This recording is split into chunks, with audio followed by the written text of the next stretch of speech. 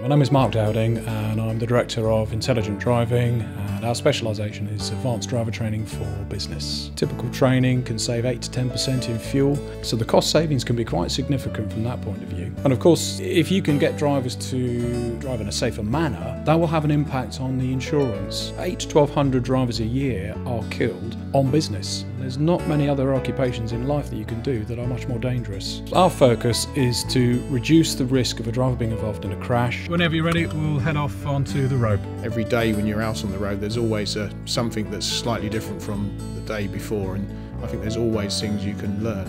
And all the hazards you're identifying, brilliant. It's then the bigger picture, which you're doing really, really well. What are the implications of those hazards? And again, that's what's helping a good driver to plan the drive safely. Our trainers are all at the very highest standard of qualification that you can find in the UK, plus they're all very, very experienced. That experience does set us apart in terms of our ability to put across innovative driving techniques that the general public maybe really hasn't thought about.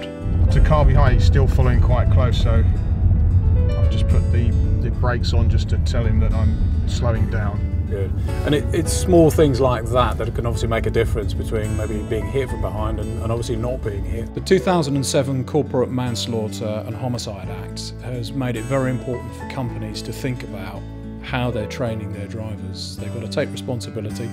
A company needs to ensure that they've measured the risk that a driver faces at work.